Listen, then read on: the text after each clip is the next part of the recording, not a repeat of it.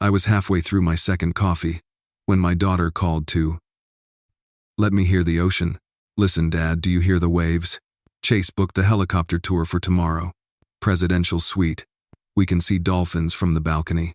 I put her on speaker and stared at the ledger pad I still keep out of habit. I run a lawn and snow business in Dublin, Ohio.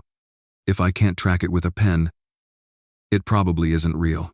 Her voice was bubbly, a little too bright, like someone overselling a car with a bent frame. "That sounds expensive," I said. "Which card did you use?" "A Beat. We saved up," Brooke said. "Chase got a bonus." "Don't be weird about it." I've been called many things. Weird is what kids say when they mean stop asking questions. I hung up with the usual send pictures and opened my banking app. If I've learned anything about boundaries, it's this. Feelings are messy. Statements are clean. American Express. Pending oceanfront grand. $12,450. American Airlines. $2,447. Blue Water Helicopters. $1,200. Enterprise. $890. Paradise Dining Experience. $750. There were smaller cuts too, like someone practiced at shoplifting, who still pockets the chapstick for sport. 6 months back, a trail of little things in the $80, $400 range. A spa weekend filed under medical. A hotel coded as conference. Numbers lined up like witnesses in a row. I texted her. "Me. Which card did you use for the hotel?" "Brooke. Chase handled it." "Why?" "Me. Because the hotel is charging my AmEx." Typing bubbles. Stop. Start. "Brooke. That's not possible. Maybe your info got stolen? You should call the bank." There it was, the familiar slide toward gaslighting. Act concerned. Name a problem that isn't you. Make me the paranoid one. 10 years ago I would have apologized for the misunderstanding and paid the bill to keep the peace. That's what enablers do. We confuse silence with love. "Brooke." I called her. "I'm looking at the charges. My name. My account. Dates match your flights. If this is some kind of mistake, tell me now." "You're being dramatic," she said. "It's family money, Dad. I'll pay you back." "With what?" The question left my mouth before I could tuck it back in. "Your part-time at the boutique or Chase's bonus from a job he started last week." She hung up. A minute later, a text. "Brooke, you love controlling me. This is toxic. I'm blocking you until you calm down." Me. Screenshot received. That made me laugh. And not the kind I'm proud of. But a laugh all the same. I pulled the saddle brown notebook from my desk drawer, the one with plastic sleeves where I keep written evidence that doesn't live in the cloud. On the inside cover, I've got a copy of my will last updated when Brooke was 23 and sweet. And my son Ethan was scraping through community college without asking me for a dime. There's a note in my handwriting. Review Living Trust at 55. I am 52. Early, maybe. Not today. The more I totaled, the quieter I got. $20,000 wasn't a splurge. It was a boundary test. It was, "Do you still love me enough to pretend math is a feeling?" I scrolled back through Brooke's texts from the past year. The tone followed a pattern any therapist could chart. Affection when she needed something. Narcissist-adjacent defensiveness when I asked a basic question, then a moral lecture about support and unconditional when I said no. Another text buzzed, this one from her boyfriend Chase. "Chase, big trip. She's earned it. Don't ruin this." Me. "Who is this?" "Chase. Family now." Act like it. I sat very still, because anger makes me clumsy. I set the phone face down and wrote 3 lines on the ledger pad. Charges documented. Authorized user status review. Decide. Conversation versus consequence. I sharpened a pencil I didn't need. The truth is simple. I'd taught my daughter that love means I pay. You don't ask. And now she was teaching me what that buys. Numbers don't love you back. But they will tell you when it's enough. When I called her the next morning, I tried to sound like I hadn't been awake half the night staring at screenshots and bank statements. The trick I've learned is to sound steady, calm enough to be disarming. That's how you get the truth. Or at least the version they think you'll buy. "Morning, sweetheart," I said. "You at the beach already?" The background was pure chaos, waves, laughter, someone shouting about sunscreen. She sounded carefree, like nothing in the world could touch her. "Dad." "Yeah. We just grabbed breakfast. Chase ordered lobster Benedict." "Why? What's up?" I took a breath. Just checking in. Quick thing, my AmEx sent a fraud alert last night. Some big charges in Florida. Weird coincidence, huh? Silence. 2 seconds, maybe 3. I could almost hear the gears turning on the other end. Oh, that's awful, she said finally. The concern in her voice rehearsed enough to make me grind my teeth. You should call the bank right away. Someone must have stolen your info. Maybe, I said. Though it's strange they knew your travel dates. And your hotel. Even that helicopter tour you were bragging about yesterday. And then we're credential, she laughed. The kind of laugh people use when they're cornered but pretending they're not. Dad, you're overthinking. We told you we saved up. Right, I said. Just to be sure. Can you check your confirmation email? What's the last 4 digits on the card you used? God, you're being paranoid, she snapped. You act like I'm some criminal. There it was, the gaslighting pivot. When they can't deny the evidence, they attack your tone. Make you question whether you're the problem. I never said you were, I replied, keeping my voice level. I'm just trying to understand why my name's on the receipt. She sighed. I don't know. Maybe Chase accidentally used the wrong card when he booked. It's all joint now anyway. You know how online stuff mixes things up. No. Does Chase have access to my AmEx? No, of course not. You're twisting everything. I rubbed my temples, staring at the open notebook on my desk. Every entry from the last 6 months, small, harmless purchases that suddenly looked like breadcrumbs leading straight to this conversation. Brooke, listen to me, I said quietly. This isn't about money, it's about trust. You could have asked me for help, and we would have figured something out. But lying, I didn't lie, she interrupted. You're acting like some kind of control freak. Everything I do, you have to approve. It's exhausting, Dad. You always make me feel like I can't handle my own life. The irony almost made me laugh. The people who live off you are always the first to call you controlling. Brooke, I said, steady as I could. I think you've mistaken enabling for love. They're not the same thing. She went quiet for a moment, then muttered, You know what? I don't need this right now. I'm on vacation. Maybe you should focus on your own happiness for once. And just like that, she hung up.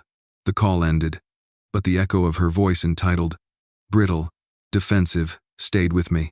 I sat there with the phone pressed against my leg, watching the numbers on the screen fade back to black. That was when I realized how long I'd been afraid of being the bad guy. Years of saying yes, because it was easier than the argument that followed. Years of paying to keep the peace. Convincing myself it was love, but peace bought with guilt isn't peace, it's debt. I opened my notebook and added one more line under yesterday's list. 4. Stop negotiating with delusion. Start collecting proof. Some people need to see consequences before they believe the truth. By the time I closed the book, my anger had cooled into something sharper. She wanted to talk about independence, fine. I'd give her exactly that. Real independence. The kind that comes with zero access to my cards, my accounts, or my blind forgiveness. This time, the lesson would stick. That night, after the call, I didn't bother turning on the TV. I just sat at my kitchen table with a cup of coffee gone cold and the old leather notebook spread open in front of me. The house was quiet. That kind of Ohio quiet that almost hums refrigerator running, wind against the siding, one dog barking 3 streets over. I started flipping through the pages. Dates, receipts, notes, written in my cramped handwriting. I've always kept records not because I'm obsessive, but because paper never lies to you. First page, 2009. Brooke's first car, $28,000, used BMW. My mistake was saying yes when she said, Dad, everyone at school drives something nice. Next page, college tuition, 4 years. Private liberal arts, $42,000 per year. Then, apartment deposits, credit cards for emergencies, phone bills I never asked her to pay back. Each entry had started with the same justification: she just needs a little help getting started. By page 7, the ink had faded from black to blue to ballpoint gray, but the pattern was the same. Every temporary loan turned permanent. Every "thanks, Dad" dissolved into silence once the payment cleared. Ethan, my son, had a few entries too. Small ones. Loan for car repair, $600, repaid in 2 months. Security deposit, $900, paid back early. His column was neat, balanced, respectful. Brooke's pages, though, Ran like a crime scene report, proof of slow erosion disguised as love. I took a long breath and leaned back, staring at the ceiling fan spinning lazily overhead. It wasn't about the money. Not really. It was the realization that I'd been training her to treat me like an endless safety net, and every time I said yes, I made it harder for her to learn what responsibility actually feels like. That's the thing about being a parent, you want to protect your kids from pain, but sometimes you end up protecting them from growth, and the truth hit me like a gut punch. I wasn't just a victim of her entitlement. I was an enabler. I thought back to all those moments when I'd felt something was off, the excuses, the sudden attitude shifts when money came up, the way she'd guilt-trip me for not trusting her. That's gaslighting. I realize now. It doesn't always look dramatic. Sometimes it just sounds like your own child calling you controlling for asking where your money went. I closed the notebook, but the memories didn't stop. They started lining up in my head like snapshots. Brooke at 16, crying because I wouldn't co-sign for a spring break trip to Cabo. Me giving in after she said, "You're ruining my life." Brooke at 21, maxing out a credit card I gave her for emergencies, then posting pictures of a Vegas girls' weekend, and me again, telling myself she was just young, just finding her way, with my wallet as the map. Now she was 29, still playing the same game, just with bigger numbers. I rubbed my eyes and said out loud, to nobody in particular, was I enabling her toxic behavior all this time by being too nice? The silence in the room felt like an answer. For years I'd confused generosity with goodness, like saying no would make me cruel or unloving. But kindness without boundaries doesn't raise strong people. It raises adults who mistake dependency for love. I flipped the notebook open again and drew a single line under the last entry. Total, $367,000 over 14 years. I stared at that number until it blurred. That's not support. That's a system. I thought about my will sitting in the desk drawer, the one that still names Brooke as primary beneficiary. That used to give me comfort, knowing she'd be taken care of when I'm gone. Now it just made me uneasy. All this time, I thought I was building a safety net for her future. Turns out, I'd built a hammock she refused to climb out of. The anger was gone now, replaced by something heavier: resolve. This wasn't about revenge. It was about recovery. Mine, not hers. I closed the notebook, pressed my palm flat against the cover, and whispered something I never thought I'd say about my own child. It's time to stop feeling guilty and start fighting back. For once, I didn't mean fighting her. I meant fighting the version of me that kept saying yes, the version that mistook peace for permission. Tomorrow, I'd decide what consequences actually looked like. Tonight, I just sat there, listening to the wind push through the trees outside, and let the truth settle in. It didn't feel good, but it felt real. I didn't sleep much that night. It wasn't anger keeping me up anymore, it was clarity. There's a strange peace that comes when you finally stop debating whether you're being too harsh and start accepting that someone crossed the line. You just act. At 11:47 p.m., I sat at my desk with my laptop open, bank app glowing on the screen. The house felt unnaturally still, like it was holding its breath with me. My finger hovered over the mouse as I pulled up the first tab. Oceanfront Grand Resort. I clicked, cancel reservation. A polite message popped up. Non-refundable. Fine. I confirmed anyway. The point wasn't to get my money back. The point was to stop pretending I didn't know what was happening. Next tab, Blue Water Helicopters. Partial refund available. I clicked yes. Enterprise Rent a Car. Cancelled. Paradise Dining Experience. Cancelled. Each click felt like erasing a lie.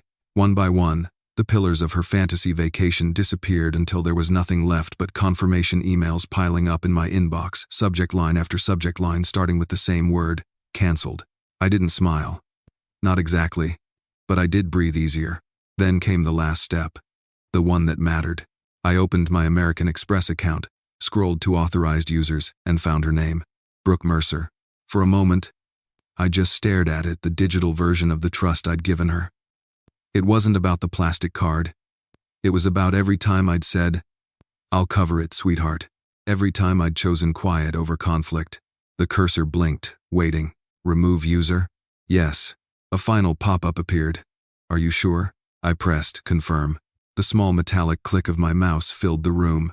Funny how such a tiny sound could carry the weight of 14 years. And just like that, the bridge was gone. By 2 a.m., Every transaction tied to her name had been shut down.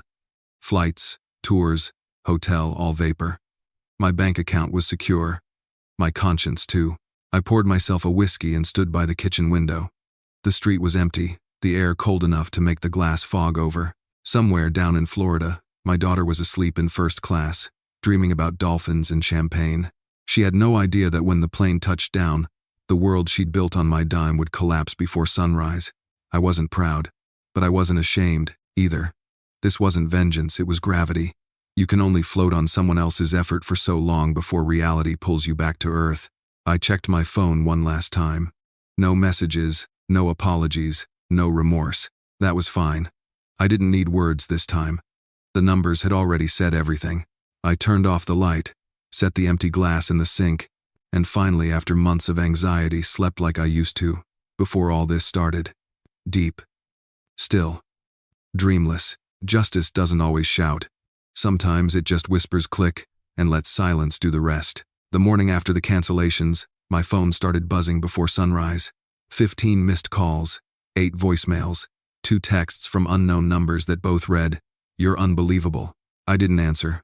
I just watched the screen light up, then fade to black again. By mid-morning, I figured the storm had passed. I poured coffee, checked my email, even convinced myself the silence meant she was reflecting. Maybe the shock had given her perspective. Maybe she'd finally realized that actions had consequences. Then I opened Facebook. Her post sat right at the top of my feed, public for everyone to see. A picture of Brooke with mascara running down her face, captioned, "When your own father sabotages your life because he can't stand to see you happy." Toxic parents are real. Boundaries go both ways. Over 100 comments in under an hour. Strangers telling her she was brave, that she deserved better, that I sounded just like their manipulative dads. And there it was again, that twisted American performance of pain. People love a redemption story, but they love a public victim even more. I scrolled further. Instagram. She'd uploaded a reel. A shaky video of a cheap motel room, peeling wallpaper, bad lighting. Her voice trembled over the footage. "This is what happens when you try to be independent and your controlling father can't handle it. He canceled everything, left us stranded. This is financial abuse." Wide. The comments flooded in. "Cut him off. File a restraining order. He sounds narcissistic." Every word felt like a punch I wasn't allowed to block. The thing about toxic narratives is that once they're public, truth doesn't matter.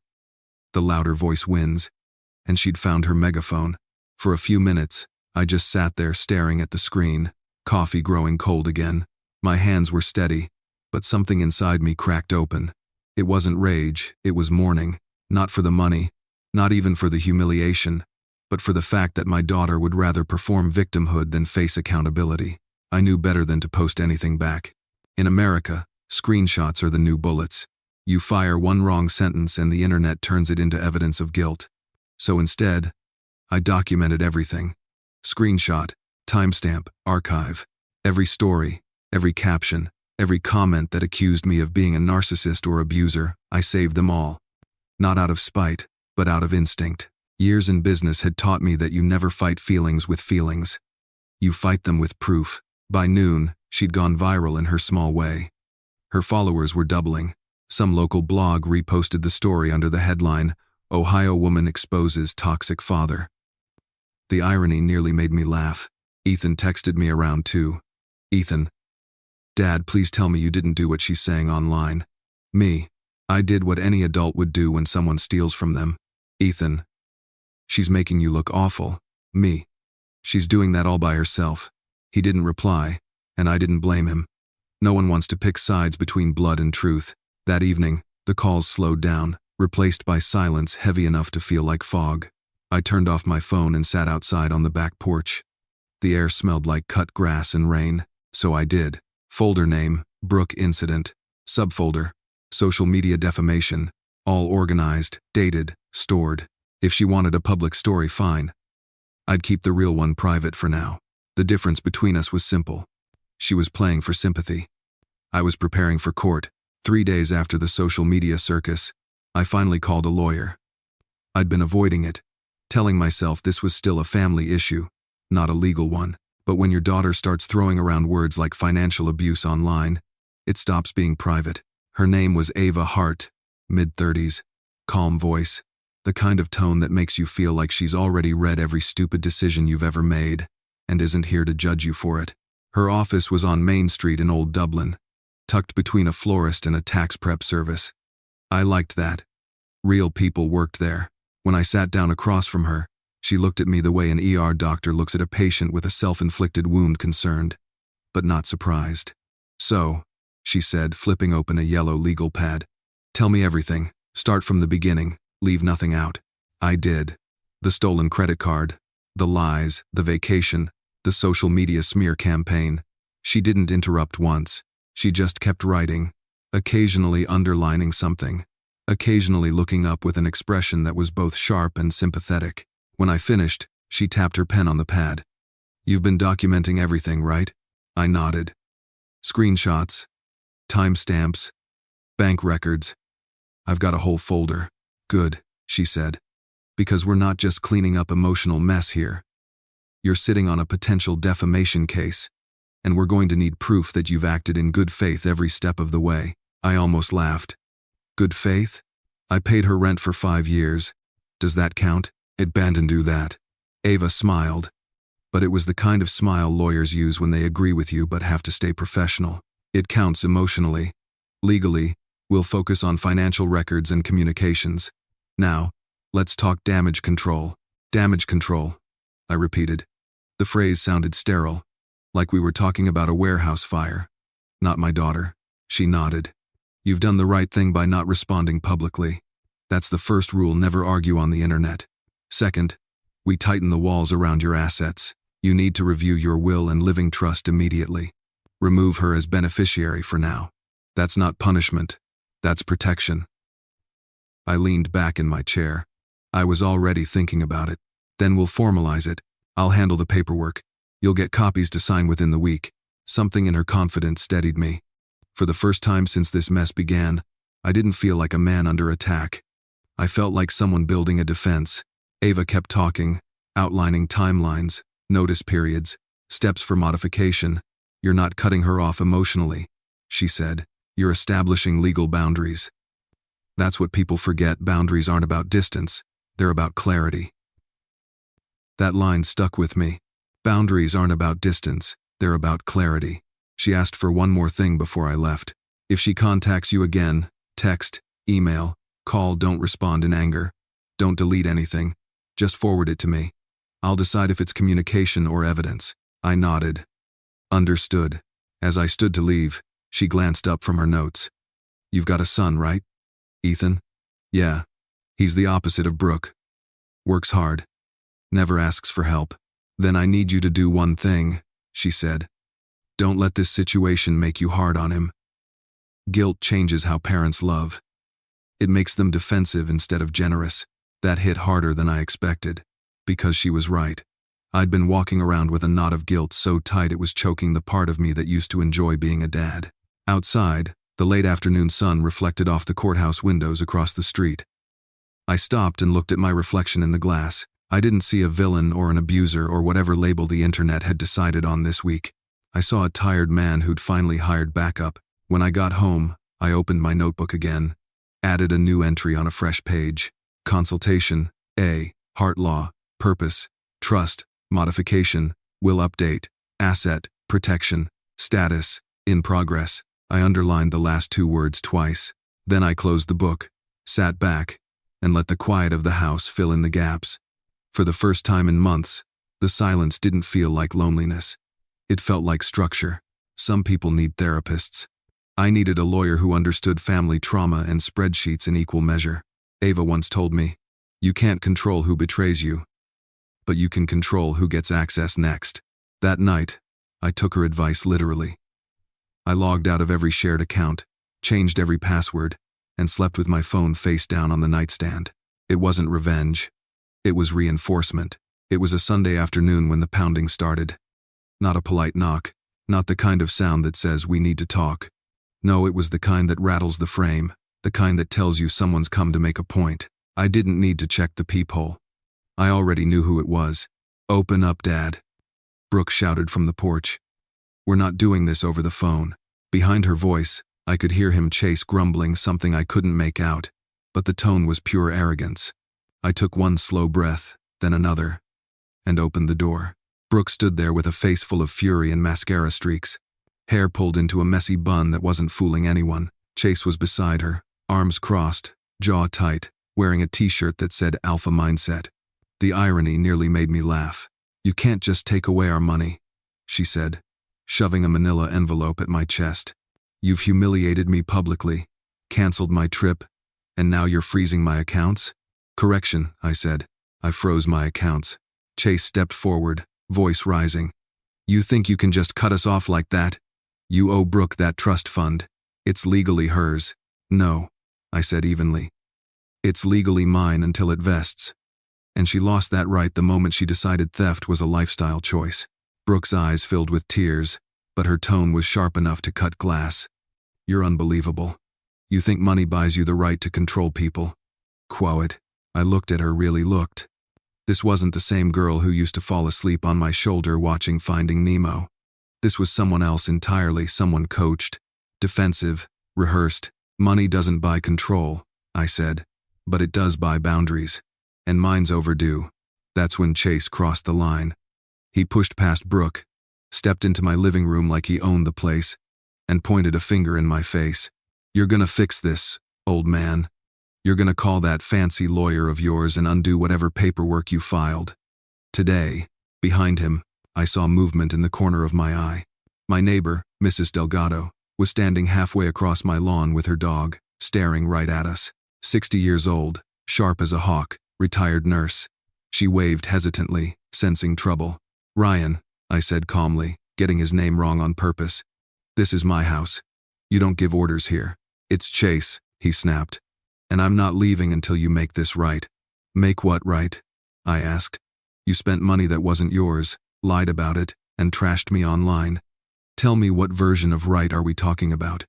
Brooke's voice cracked. "Dad, please. Just stop. We're here to talk, not fight." "No," I said quietly. "You're here to negotiate the consequences of your own actions." "But there's nothing to negotiate." Chase clenched his fists. "You think you're untouchable because you've got lawyers? You're just another bitter control freak who hides behind paperwork." I took out my phone. "Are you threatening me?" "Don't twist my words. I'm not twisting anything. I'm recording for my protection, and if you take one more step toward me, I'll call the police." "Mrs. Delgado's right there." She saw everything. The look on his face changed instantly from rage to calculation.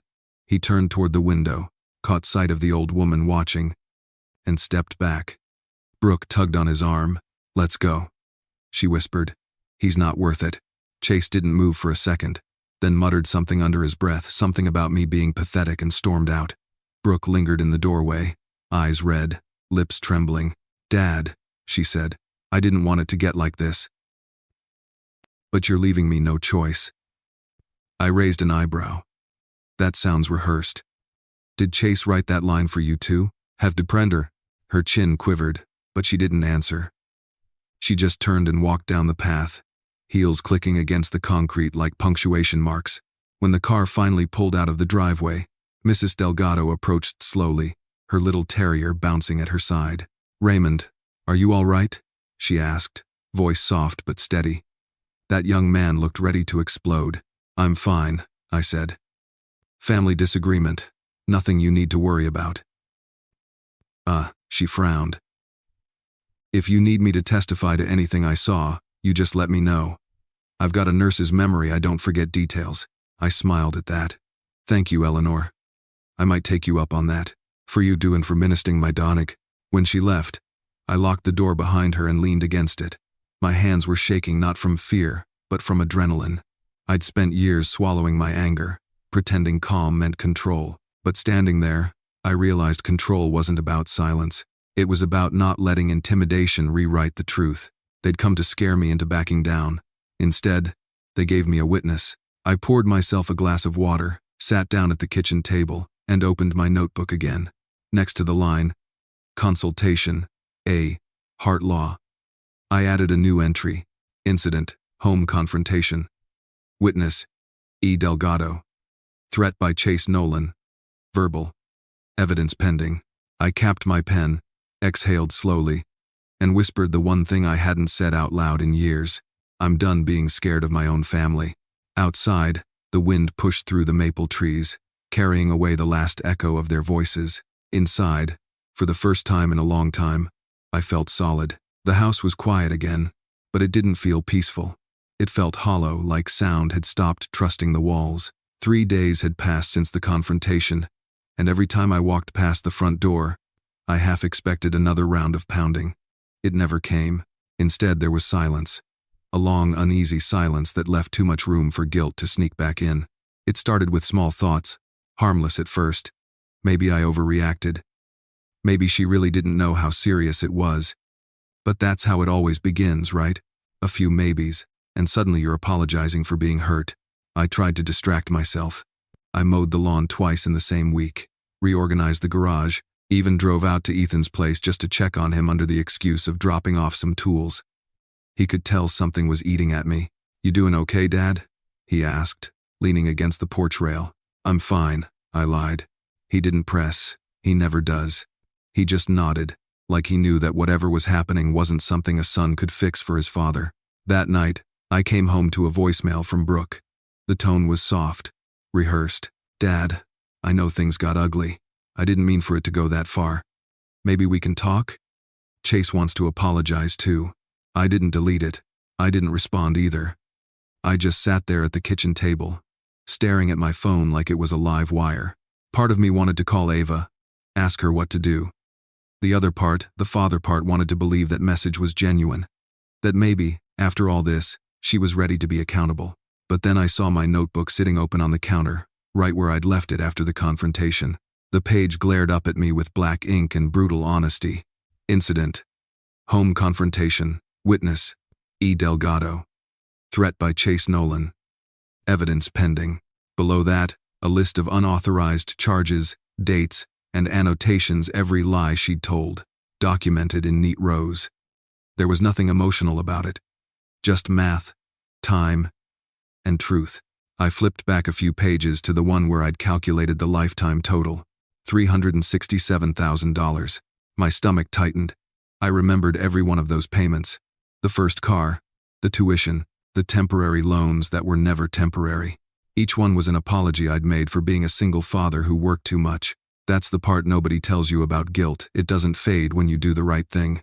It fights back harder, disguised as compassion. For a moment, I thought about calling Brooke. I even picked up the phone, thumb hovering over her name. But I stopped, because if I called her tonight, it wouldn't be to hold her accountable. It would be to make myself feel better. That wasn't love. That was weakness dressed up as forgiveness. I set the phone down and walked to the living room. The photo wall stared back at me, years of Christmas mornings and graduations. There she was, 6 years old, missing a front tooth and clutching a stuffed dolphin. Then 16, with her first car keys. Then 25, holding a champagne glass on her birthday.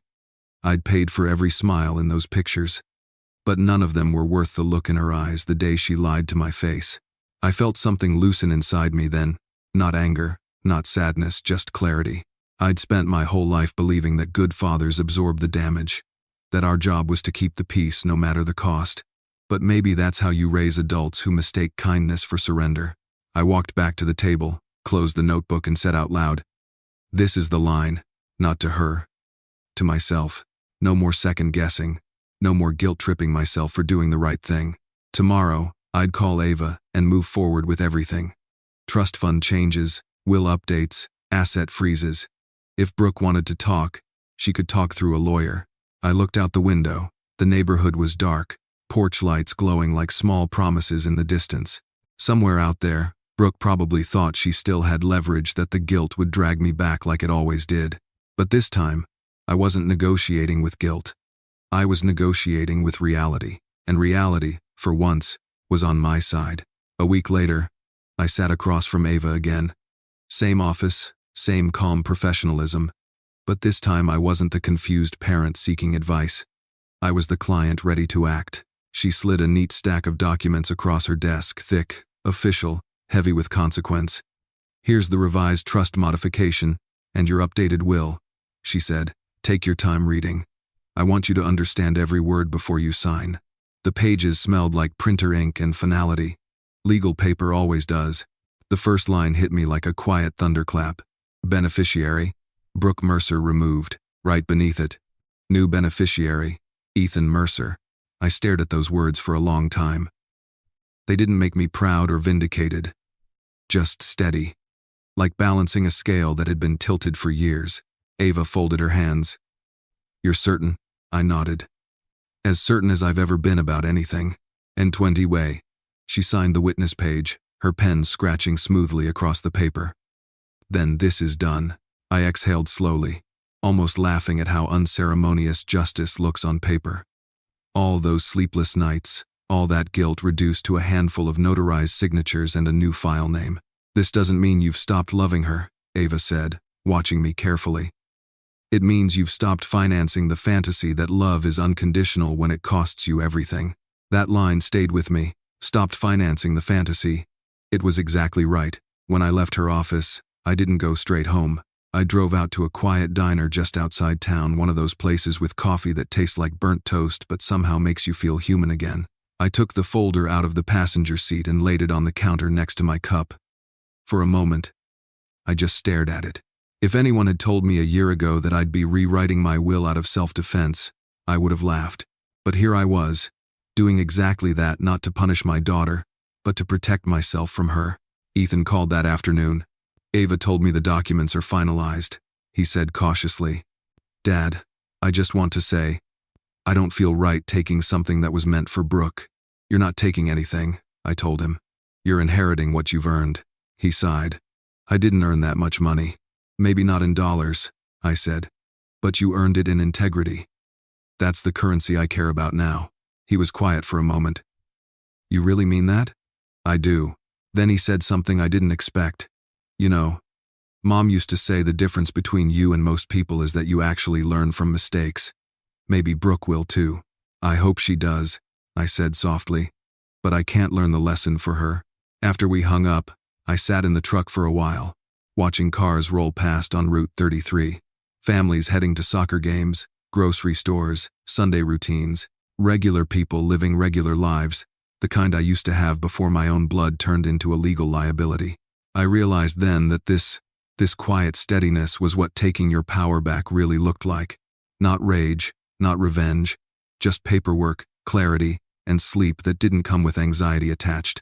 That night, I took the folder home and placed it in the fireproof safe with the rest of my important documents.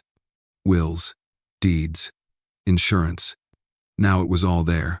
Organized. Clear. Untouchable. When I shut the safe door and spun the lock, something inside me unclenched. For years, I'd built my life around the idea that being a good father meant never letting your kids fall too far. But now I knew better sometimes. Falling is the only thing that teaches them how to stand. I poured myself a glass of water and stood by the window, looking out at the quiet street. For the first time in months, I wasn't waiting for a text, a call, or an apology. I wasn't rehearsing what I'd say if she showed up again. I was done waiting. Brooke could scream abuse on the internet all she wanted. The law didn't care about hashtags. The truth was now written in black ink, filed, witnessed, and sealed. I turned off the light and walked to bed. Tomorrow would come like any other day, not as a battle, not as a test, but as something I hadn't felt in a long time. Peace earned, not bought. 2 months passed. Long enough for the noise to die down, long enough for the neighborhood gossip to shift to something new. For me, those weeks were strangely calm, not happy exactly, but steady. The kind of steady that comes when you stop living on emotional credit. I'd gotten used to the quiet. No calls, no threats, no drama. Just my routine morning walks, coffee at the diner, check-ins with Ethan every Sunday. Even my lawyer, Ava, said the silence was a good sign. No news means the boundary's holding, she told me. Then one evening, my phone buzzed with an unknown number. I almost ignored it, but something, maybe habit, maybe curiosity, made me open the message. It started with 3 words I didn't expect to see. Dad, it's me. The rest of the text was long. Too long for one screen. I had to scroll. I dropped the lawsuit. Chase and I are done. I moved out last month. I've been staying with a friend in Cincinnati and working full-time at a retail job. I know that doesn't fix anything, but it's a start. I've been going to therapy. My therapist says I have to take responsibility, not just say sorry, but understand what I did. So here it is. I kept reading, heart pounding a little harder with each word. I stole from you, not just money, but trust. I told myself it wasn't stealing because I thought family meant I'd always have a safety net, but I see now that I wasn't just taking your money, I was taking your peace. I made you feel small in your own house, and I blamed you when you stopped letting me. That's not independence, that's manipulation. You were right. I sat down before I even realized I was standing. I don't expect you to forgive me. I just want you to know I finally get it. I want to build something real now. Without shortcuts, without lies. I'm starting from zero, and that's okay. I don't need the trust fund. I don't need anything from you, just a chance to show I'm not that person anymore. I love you, Dad. She signed it. Brooke. For a long time I didn't move. My first instinct was suspicion, that old reflex that had saved me before. Was this another manipulation? Another emotional trap disguised as remorse? But something was different this time. There was no guilt bait, no "you made me do this." Just ownership. Plain, raw, uncomfortable ownership. I reread the message 3 times. The first time with anger, the second with disbelief, and the third with something closer to acceptance. It's strange when you spend months preparing for a war. Peace feels almost suspicious. You don't know what to do with it. I didn't reply right away. Instead, I poured myself a coffee and went out to the porch. The evening air smelled like wet leaves and pine. I sat there, staring at the horizon until the sun dipped below the trees, thinking about every version of her I'd known. The bright little girl who used to draw hearts on my birthday cards, the teenager who believed rules didn't apply to her, the woman who'd learned the hard way that consequences always arrive. Whether you invite them or not, people change, but only when they run out of ways not to. And maybe, just maybe, Brooke had finally reached that point, so I typed a short reply. Just one line. I'm glad you're trying. Keep going. No promises. No second chances. Just acknowledgement, the kind that leaves the door unlocked, but not wide open. I put my phone down and sat back, listening to the crickets outside. For the first time, the silence didn't feel like distance. It felt like space, room for both of us to grow separately. Maybe someday toward each other again. When I walked inside, I passed the framed family photo on the hall table. I didn't look away this time. I just nodded to it, quietly, like greeting an old wound that had finally stopped bleeding. Maybe that's what healing really is, not forgetting what happened, but learning how to live in the same world as it, without flinching. Tomorrow, I'd go back to my normal routine. Coffee, work, a call with Ethan. But tonight, I allowed myself something I hadn't felt in a long time. Hope, small, cautious, but real. Because for the first time, it didn't come from fixing her. It came from knowing I'd finally fixed myself. It's funny how ordinary life feels after a storm. The same streets, the same kitchen table, the same coffee mug, but somehow, everything carries a different weight. A few months ago, I thought peace would come like some cinematic moment, an apology, a tearful reunion, a clean slate. But that's not how real healing works. It doesn't announce itself. It just settles in. Quietly. Gradually. Every morning now, I make coffee, sit by the window, and watch the sun spill across the yard. There's no tension in my chest, no dread when my phone buzzes. Just stillness. Brooke hasn't written again since that last message, and that's okay. Her silence isn't punishment anymore, it's progress. I don't need daily updates to know she's learning. The tone of her message said enough. Accountability has a sound. It's softer than guilt, steadier than apology. Ethan came over last weekend. We grilled in the backyard like we used to when he was a teenager. Halfway through a burger, he said, "You seem different lately, Dad." Lighter. I laughed. Guess it turns out cutting emotional debt can do more for your health than cutting sugar. He grinned, but his eyes softened. "You did the right thing, you know. Brooke needed to hit the wall, and you needed to stop cushioning the impact." He was right. For years, I mistook enabling for compassion. Every check I wrote, every problem I solved, it wasn't generosity, it was fear. Fear that if I said no, she'd love me less. Fear that boundaries made me cruel. But love without boundaries isn't love. It's guilt disguised as generosity. And guilt is the most expensive currency there is. After Ethan left, I pulled out my old leather notebook, the one that's carried every note since this whole ordeal began. For the first time, I wasn't documenting damage. I was writing something new. Entry #Viv2. Reflections. I used to think being a good father meant giving endlessly. Now I know it means giving wisely. I used to believe forgiveness meant restoring trust. Now I see forgiveness just means releasing the weight. And I used to think peace would come when she said sorry. But peace came when I stopped needing it. I closed the book and set it back on the shelf. It felt complete. Later that night, I took a walk through the neighborhood. The air was cool, the kind that carries faint traces of rain and barbecue smoke. Mrs. Delgado was on her porch again, waving as I passed. Her terrier barked once, like he was saying hello. "Evening, Raymond," she called. "Haven't seen that angry young man around lately. To Decent, in Myland. Let's hope it stays that way," I said, smiling. She chuckled. "You've got a good head on your shoulders. Took the hard road, but you did it right." That line lingered with me as I walked home. You did it right. I don't know if there's a universal right in family messes like this, but I do know there's a kind of peace that only comes after you've stopped fighting the wrong battles. Inside, I poured a glass of water, sat down, and looked around my quiet house. No shouting, no manipulation, no guilt. Just space, the kind that used to scare me because it felt empty. Now it felt earned. I realized something then.